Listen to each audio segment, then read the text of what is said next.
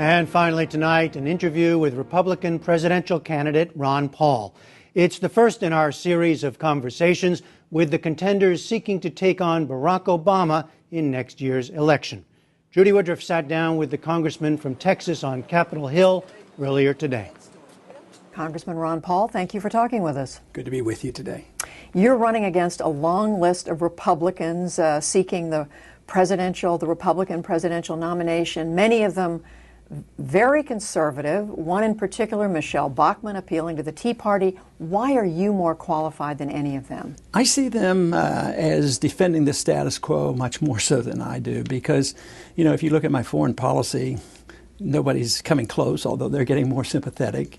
I want to bring all the troops home. When it comes to personal liberties and what's going on at our airports, I don't like the Patriot Act, and they tend to support the Patriot Act.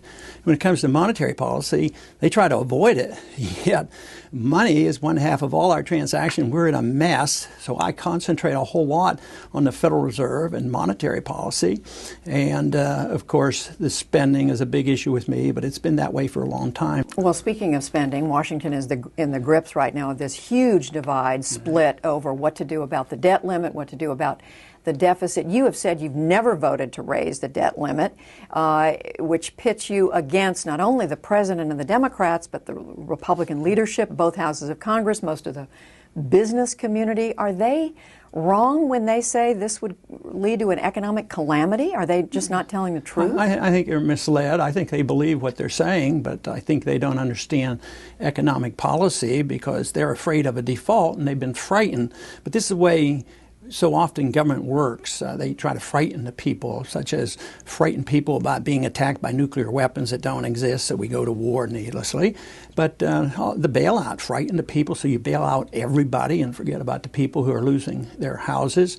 So yes, there's a lot of that. But my point is it's serious. The debt is too big. You can't solve the problem of debt by raising the debt limit, and that's what they were trying to do. But you've had this position for years and years, for the decades you've served in the Congress. You haven't been able to win folks over to your point of view. What makes you think you could win a majority over if you were president? I think there's a big shift because I can compare what's happening now to 4 years ago, and it's dramatically different. But even last year, we noticed a big difference, say, on the monetary issue. So maybe I don't have as much influence in direct legislation here, but the people, I believe I'm closer to the people because the people are scared and they're sick and tired of it and they want smaller government. Well, on this question of spending and cutting, you've said you would bring the government's budget into balance the first year in office you were president. We're talking, what, over $1 trillion deficit. What would you cut? Okay, I would start with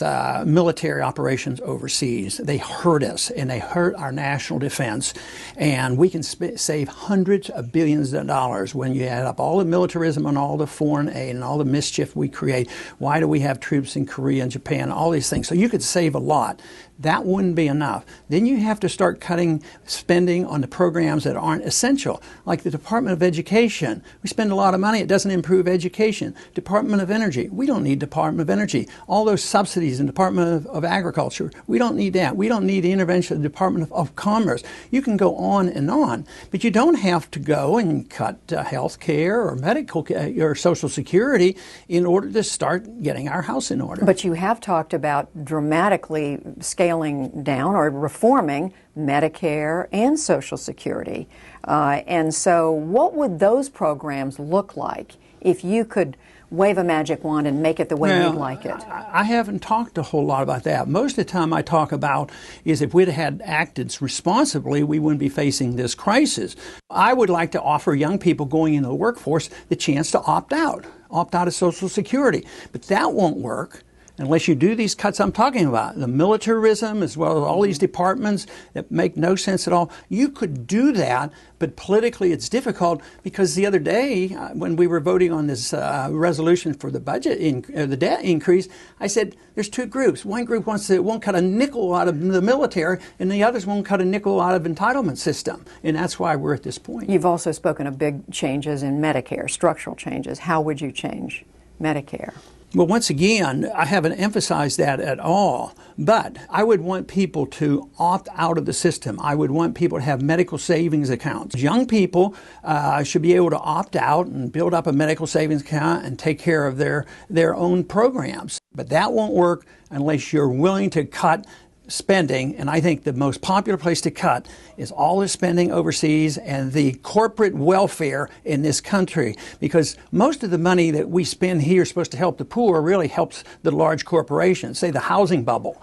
Who got help? See, the rich got bailed out. They got bailed out both by the Congress and the Federal Reserve, and they were making all the profits. So it's corporatism that is so bad. Whether it's medicine or even in education or the military-industrial complex, it's corporatism. That is the welfare that is huge compared to the welfare of food stamps. But without some government regulation, which I know you are against, what's to keep corporations from doing whatever they want? Well, because I talk about a lot less regulation. I don't like the regulatory agencies, but that doesn't mean the free market doesn't have regulation. The regulations in the free market are much stricter, because if a company gets into trouble and goes bankrupt, the law, the economic law, which should be enforced by government, that company goes bankrupt. So instead of bailing them out, these companies should have gone bankrupt. But you have sound money in free markets. You can't counterfeit money like the Federal Reserve does. And just to be clear, what would the Federal Reserve look like under a Ron Paul presidency? Well, there's two different things. My goal would be there's no need for the Federal Reserve. Under a presidency, you don't get rid of the Federal Reserve overnight. Even in my book, In the Fed, I don't say we should close the door and walk away. I ask for competition. Let's go to some of the international issues you touched on very quickly. You want to bring troops home. What should the U.S. footprint be internationally? What is the U.S. role in the world? Well, it should be a footprint of trade and friendship, as we were advised and as the Constitution permit. The footprint shouldn't be a military footprint. It shouldn't be. The footprint we're leaving now are drone missiles dropping bombs and killing innocent civilians lodged from the United States with computers. That's not the kind of footprint I want. Afghanistan, how quickly would you bring the troops home? As quick home? as the ships could get there. It's insane on what we're doing. And I'll tell you one thing about this business about the military. We just had a quarterly report, and they listed all the money that all the candidates got from the military. I got twice as much as all the other candidates put together on the Republican side, and even more than Obama got, which tells me that those troops want to come home as well, because they know exactly what I'm talking about. Two other quick things internationally. You said you opposed the U.S. raid into Pakistan that led to the killing of Osama bin Laden. You also would do away with, in essence, the CIA. Why did you oppose the raid, and what would you put in the place of the CIA? The question to me was, I was just saying it could be done differently. I mean, all this does was raise questions, and I predicted that this would lead to a lot of resentment. And just think of the chaos in Pakistan and the mess that we have. We both bomb them and we give them money, and then the people hate their own government because their own government's a puppet of ours. My frustration with bin Laden was it took so long. And the CIA, you would...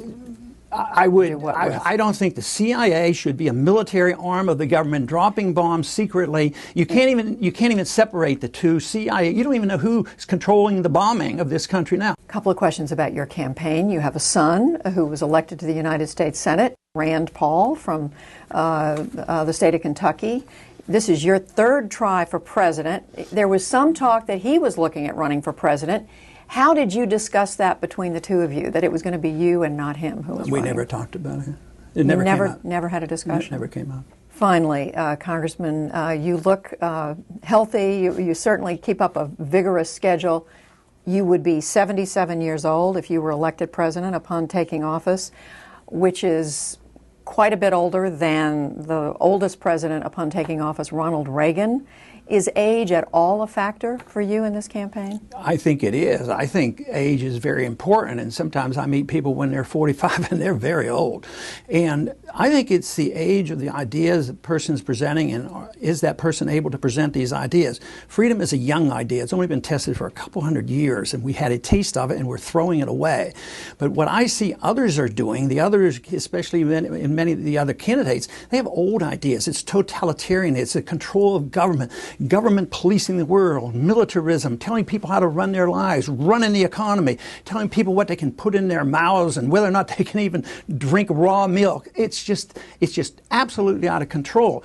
But the idea that individuals are free, that they have a natural right to their life and the liberty, and they ought to be able to keep the fruits of their labor, that is a young idea. So I would say people ought to go with a young idea in somebody that can express them. And interestingly enough, it's the young people that fully endorse my campaign. We are watching that. Spoken very passionately. Congressman Ron Paul, we thank you for talking with us. Thank you. And we'll talk with other GOP presidential contenders in the coming months.